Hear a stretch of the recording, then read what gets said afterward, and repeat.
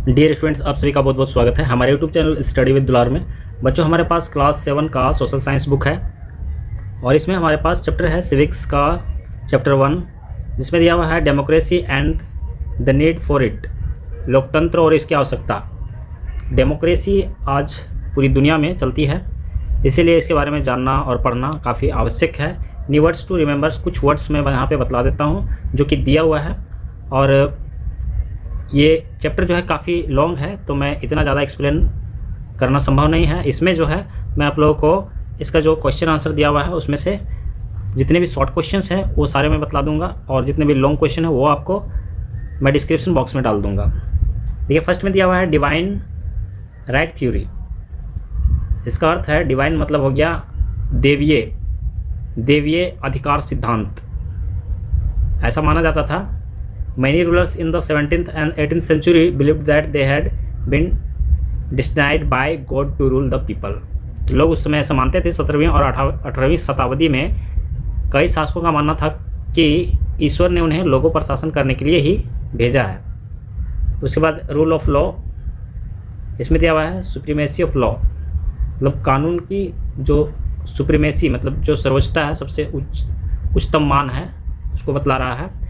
यह न्याय प्रशासन का आधार है। कोई भी व्यक्ति तब तक पीड़ित नहीं होगा जब तक उसने देश के कानून का उल्लंघन नहीं किया है। मतलब अब सोच में बदलाव आ गया कि किसी व्यक्ति को हम दंड नहीं दे सकते। अगर देश के कानून को उसने उल्लंघन नहीं किया है तो हम उसे दंड नहीं दे सकते, वो दंड का भागी नहीं होगा।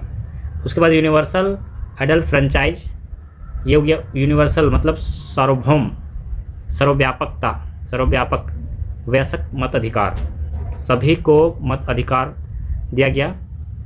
इसमें the right given to all adult citizen respective of their caste, religion, race और सेक्स। इसका मतलब है कि सभी वयस्क मतलब जो 18 साल से ऊपर हो गए वयस्क नागरिकों को दिया गया अधिकार, उसे ही कहते हैं यूनिवर्सल एडल्ट फ्रेंचाइज।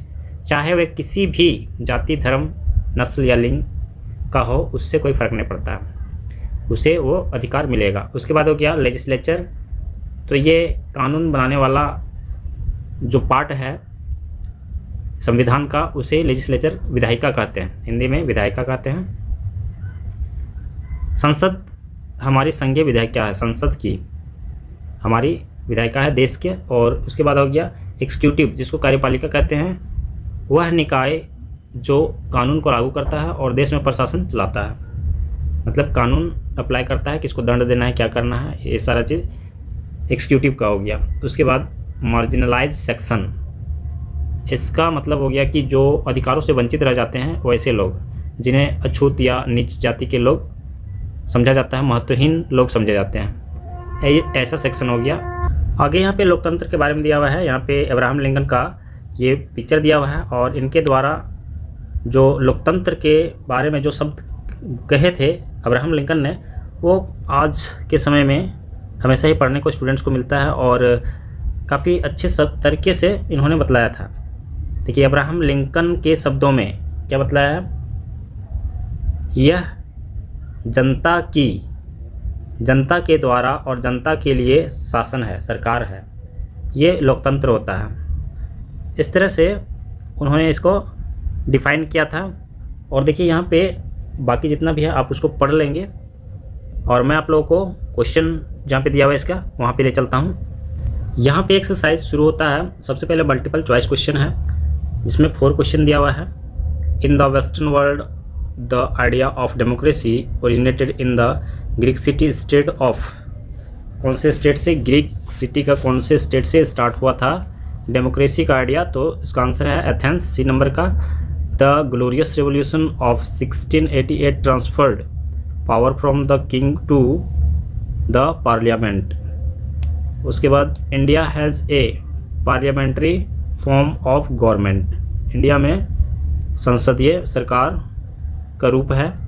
उसके बाद इन ए थियोक्रेटिक स्टेट, इसमें क्या हो जाएगा, people of one religion have advantage over others. और यहाँ पे ट्रू फॉल्स दिया हुआ है, 5 क्वेश्चन है। The modern democracies are mostly direct democracies, तो ये फॉल्स है। In dictatorship the absolute power is vested in a single individual, तो ये ट्रू हो जाएगा। इन ये unitary form of government the central government में dissolve the administrative units at will, ये भी ट्रू है। The French Revolution upheld the ideas of liberty, equality and fraternity, ये भी सही है। और लास्ट में जो है फॉल्स दिया हुआ है, the opposition has no important role to play in a democracy, तो ये गलत है। अपोजिशन का एक इम्पॉर्टेंट रोल होता है डेमोक्रेसी में। आगे देखते हैं क्वेश्चन नंबर 3 में match the following, match the columns. Match करने के लिए दिया गया है 1 नंबर अब्राहम लिंकन, ये जो है यूएसए से रिलेटेड थे, तो इसका ई नंबर में चला जाएगा। उसके बाद declaration of the rights of man and citizen, इसका हो जाएगा यूनाइटेड किंगडम, ये डी नंबर में चला जाएगा। और नहीं ये सी नंबर में चला जाएगा, सी लिखा हुआ है, यह सी नंबर में चला, फ्रांस में चला जाएगा, ठीक है। उसके बाद 3 नंबर एडोल्फ हिटलर, ये जर्मनीस डिक्टेटर, जर्मनी का तानाशाह था, ए नंबर में चला जाएगा। और military dictatorship until very recently, ये काफ़ी हाल फिलहाल की बात है, तो कहाँ हुआ था ऐसा, बी नंबर में, ये म्यांमार, बी। और unitary form of government, D number में यूनाइटेड किंगडम। यहाँ पे कंप्लीट हो गया। तो ये 4 नंबर में शॉर्ट क्वेश्चन दिया हुआ है। यहाँ पे जो लिखा हुआ है 3 लिखा हुआ है, 3, 5, 5, 8, इसका मतलब है कि इसका आंसर जो है वो पेज नंबर, इतने पेज नंबर पे है, तो इसका आंसर मैं आप लोगों को जल्दी प्रोवाइड करवा दूंगा, डिस्क्रिप्शन बॉक्स में मिल जाएगा। और शॉर्ट लॉन्ग क्वेश्चन जो है इसमें 4 क्वेश्चन दिया हुआ है, तो ये भी आपको डिस्क्रिप्शन बॉक्स में ही दे दिया जाएगा और कंप्लीटली क्वेश्चन आंसर आपका कंप्लीट हो जाएगा इस चैप्टर में। यहाँ पे हमारा ये चैप्टर समाप्त हो जाता है, यहाँ पे यह चैप्टर समाप्त हो जाता है। अगर हमारा वीडियो आप लोग के लिए हेल्पफुल होता है तो आप हमारे वीडियो को लाइक कीजिए, हमारे चैनल को सब्सक्राइब करके अपने दोस्तों के साथ शेयर कीजिए। इसके नेक्स्ट चैप्टर को पढ़ने के लिए हम लोग नेक्स्ट वीडियो पे चलेंगे।